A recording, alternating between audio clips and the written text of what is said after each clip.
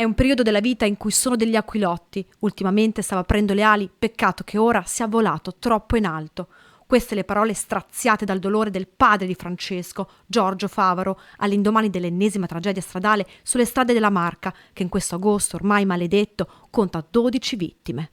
Francesco aveva compiuto da pochi giorni 17 anni e al momento dell'incidente era in sella alla sua moto da enduro, lì in via San Michele a San Pietro di Feletto, che come ci racconta suo padre, strada che faceva 100 volte al giorno.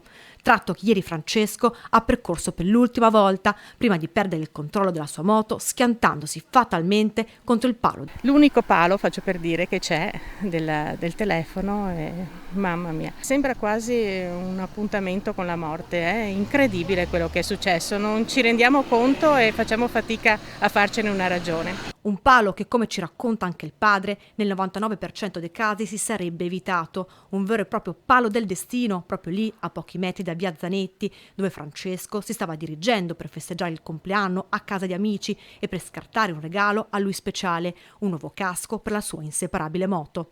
Un ragazzo umile ha passato le vacanze a lavorare le ricotte, così racconta commosso il padre Giorgio, fiero di suo figlio che quest'estate, per guadagnare i suoi primi risparmi, lavorava con fatica in una latteria di San Pietro di Feletto, un lavoretto estivo prima di tornare tra i banchi di scuola. Francesco, infatti, studiava scienze umane all'Istituto Marco Casagrande di Pieve di Soligo. Quando una scuola vede morire un suo alunno in maniera così tragica, perde un pezzo di sé.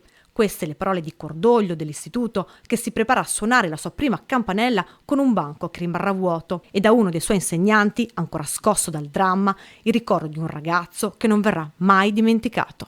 L'ultima volta che l'ho visto a scuola, quello era il rapporto che avevamo. Mi aveva fatto un'interrogazione di recupero, ma gli ho detto bravo semplicemente. Aveva un bel senso dell'umorismo. Era in grado di capire quando era il momento di lavorare, quando era il momento di scherzare, no? Era in gamba, sì, per la sua età.